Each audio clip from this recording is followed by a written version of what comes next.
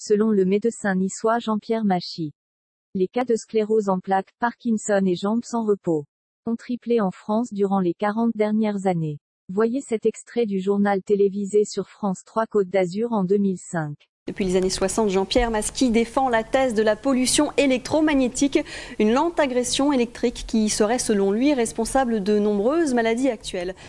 Nous sommes du matin au soir entourés d'appareils électriques de toutes sortes, fonctionnant ou utilisant le courant électrique. Nous sommes habillés souvent de vêtements en nylon qui nous chargent d'électricité. Nous avons des chaussures qui nous isolent du sol. Nous marchons sur des revêtements qui sont des isolants électriques. Et j'ai pensé que sans nous en apercevoir, nous étions tous plus ou moins soumis à une véritable pollution électrique qui, en fonction de facteurs génétiques de prédisposition, pouvait chez les uns provoquer des rhumatismes, des affections cardiaques ou neurologiques.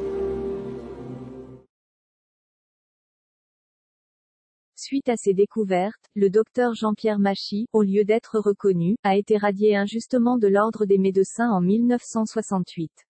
Durant 30 ans, il s'est battu pour son honneur.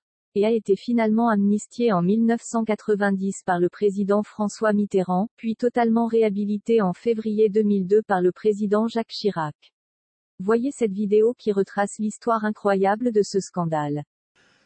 Un jour, et je tombe sur une revue qui parle d'un livre qui s'appelle « Les atteintes oculaires déterminées par les accidents électriques » du docteur Philippe de Saint-Martin, qui était un ophtalmologiste.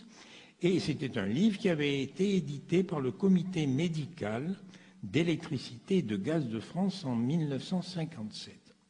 C'est un livre de 170 pages qui traite dans une quarantaine de pages des complications tardives de l'électrocution. Pour moi, ça a été une révélation. Je vous le lis parce que c'est quand même extraordinaire. C'est pas connu, les complications tardives de l'électrocution. Demandez à n'importe quel médecin de France, si vous ne mourrez pas quand vous touchez un fil électrique, qu'est-ce que vous faites par la suite? Personne ne le sait. Pourtant, l'électricité de France avait fait faire des études depuis des dizaines d'années, et voilà ce que l'on trouve. L'électrocution accidentelle peut entraîner la mort, et le nombre de tels accidents est grandissant avec la multiplication des appareils électroménagers. Les travaux effectués depuis plusieurs dizaines d'années ont mis en évidence les manifestations secondaires et tardives de l'électrocution. On a pu ainsi constater chez de tels accidentés l'apparition de troubles au niveau des principales fonctions de l'organisme. Écoutez bien, appareil cardiovasculaire, extrasystole, fibrillation auriculaire, syndrome angineux, infarctus du myocarde, crise de tachycardie. Système nerveux, hémiplégie accompagnée d'aphasie, épilepsie, paraplégie pure ou sensitive ou motrice, névralgie cervico-brachiale, sciatique, syndrome parkinsonien, céphalée, cas dont l'aspect clinique évoque la sclérose en plaques, troubles psychiques et neuropsychiques, et enfin les altérations osseuses avec décalcification diffuse ou construction osseuse avec ostéophytose. Après avoir lu ce livre, pour moi, il n'y a aucun doute.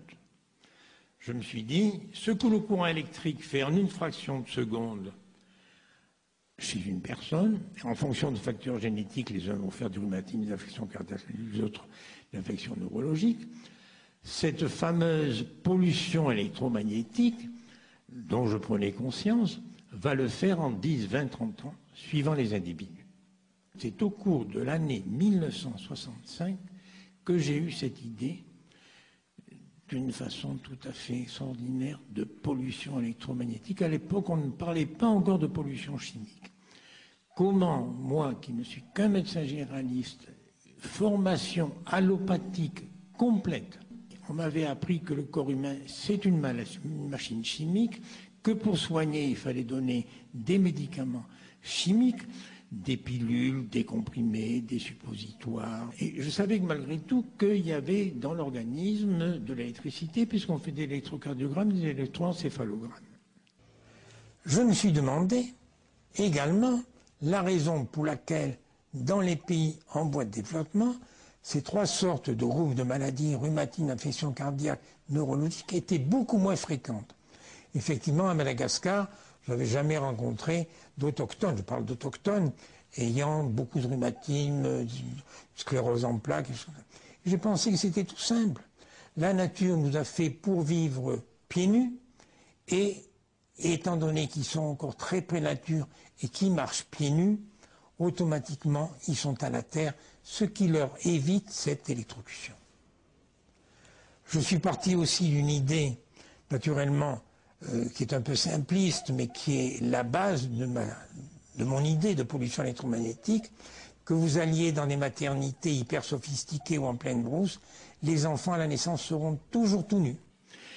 Nous avons oublié que nous sommes une espèce animale.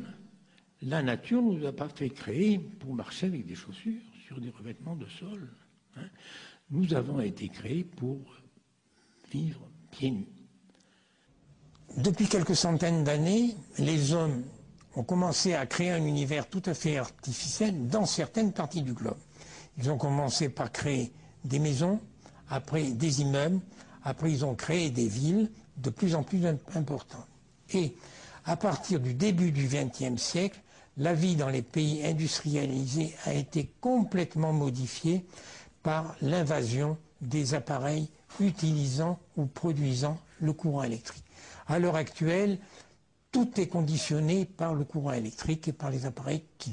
Donc j'ai pensé que tout cet environnement électrique était capable de provoquer cette lente et progressive électrocution des organismes qui n'existe pas dans les pays en voie de développement uniquement parce que les gens vivent encore très près de la nature et surtout sont pieds nus et vivent en permanence à la terre. Alors je me suis dit, bon, cette pollution électromagnétique, elle provoque une lente et progressive électrocution des organismes. Comment est-ce qu'on peut lutter contre elle? D'abord, la première chose, suivre des conseils. Supprimer les vêtements en nylon, faire des douches, se mettre les pieds à la terre. Et j'ai donné pendant 25 ans, 30 ans et même 40 ans un conseil très simple. Si vous êtes pollué électriquement, il suffit d'ouvrir un robinet, vous mettez les mains sous l'eau. Instantanément, vous êtes déchargé. Parce qu'à l'heure actuelle, il faut bien se rendre compte qu'il est impossible à l'heure actuelle de se prémunir contre cette pollution. Tout ce que vous faites du matin au soir, vous avez un champ magnétique, un champ électrique. J'ai pas apporté le petit testeur, mais j'ai un petit testeur. Quand on le met, on voit. C'est affolant. On ne peut pas se prémunir. Mais il faut quand même penser que le pire, c'est cette électricité statique que vous avez en permanence sur vous, hein, qui vous charge d'électricité. Donc, première des choses, évitez les vêtements en nylon. Prenez du coton, prenez des fibres naturelles. Ça, c'était les conseils que je donnais aux malades. Et puis, je me suis dit, qu'est-ce qu'on fait dans les cures thermales? Dans les cures thermales, pour soigner les rhumatismes, on applique des bains de boue. Alors, j'ai eu l'idée de prendre quelques minéraux que j'ai fait pulvériser, que j'ai mis dans une petite ceinture, et puis je les ai fait porter à des malades à partir du début 67. Au mois d'avril 67 se présente à ma consultation une malade ayant des rhumatismes et en même temps une sclérose en plaques, depuis au moins 20 ans. Cette malade, je lui fais suivre le traitement pour les rhumatismes. Au bout de quelques semaines, elle revient, dit « j'ai moins de douleur, mais j'ai l'impression que j'ai moins de troubles de ma sclérose en plaques ». C'est une femme de 58 ans qui avait la sclérose en plaques depuis une trentaine d'années, qui arrivait encore à mener une vie à peu près normale, mais qui avait un déséquilibre très important, l'obligeant à marcher avec 2 cannes. Avec le traitement, plus naturellement les conseils que je lui ai donnés d'aller se baigner et tout, elle a été transformée au bout de 6 mois, elle a quitté ses 2 cannes. Donc c'est comme ça, d'une façon mais tout à fait fortuite, que je me suis intéressé à la sclérose en plaques. Je ne savais pas du tout ce que c'était cette maladie. J'en avais vu peut-être 2-3 cas dans mes études, et c'était tout. Je me suis immédiatement précipité sur des livres de neurologie. Première des choses, maladie inconnue dans l'hémisphère sud. Surtout dans l'hémisphère nord et les pays industrialisés. Pour moi, je me suis dit, c'est une maladie de civilisation, comme les autres. Facteur génétique et facteur d'environnement, la pollution électromagnétique. D'autre part, cette malade, vous savez, les sclérosés en plaques, ils ont l'habitude, ils s'observent beaucoup. Elle me dit, moi, c'est une maladie, elle est drôle, hein. Le matin, des fois, je suis bien. Dans la journée, je m'énerve, je peux plus rien faire. Mon tremblement devient plus important. Je marche plus mal. Et puis, je remonte à la campagne. Je me baigne, je me douche, ça va mieux. C'est une maladie qui évolue, mais vraiment d'une heure à l'autre.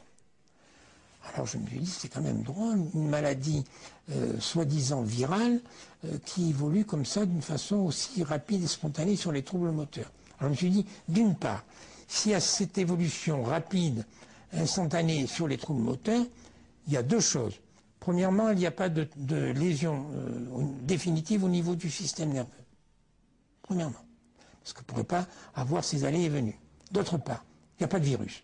Parce qu'un virus, il ne peut pas être sensible quand elle s'attrape avec un client ou avec son mari ou qu'elle reçoit une mauvaise nouvelle. Donc, pas de virus. Pas de virus. Alors que depuis plus de 100 ans, tous les neurologues du monde entier travaillent sur la recherche ils dépensent des milliards pour chercher ce virus. Alors, c'était quand même un petit peu difficile. Comment ça a été interprété?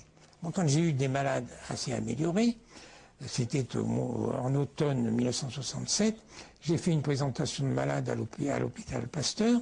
Je me suis inscrit à une société de médecine et de chirurgie de Nice, et je suis allé au Conseil de l'Ordre où j'ai dit ce que je faisais. Ça allait très bien. Je continuais à avoir des malades qui venaient me voir déjà depuis pas mal de temps, un petit peu, pas uniquement de Nice, des Alpes-Maritimes, des régions voisines. Parce que quand on a des résultats, assez rapidement, les malades se le disent. Alors à partir de l'automne 1967, après cette présentation de malades, les malades ont commencé à parler, et puis il y a eu un journaliste qui était directeur de l'agence France-Presse à Nice au mois de mars 68 qui a fait discrètement une enquête sur mes malades parce qu'il trouvait que j'avais des résultats extraordinaires et qui a lancé une émission AFP. Donc du jour au lendemain, j'étais dans les journaux de toute la France, justement pour cette malade qui avait été très améliorée. Réaction de mes confrères. Premièrement, par voie de presse, sans savoir qui j'étais, ce que je faisais, en quoi consistait le traitement, le plus grand spécialiste français de la sclérose en plaques, un professeur de neurologie de Paris, a mis en garde par voie de presse, par le Comité national de la sclérose en plaques et par les associations des paralysés de fond, contre moi, sans savoir qui j'étais.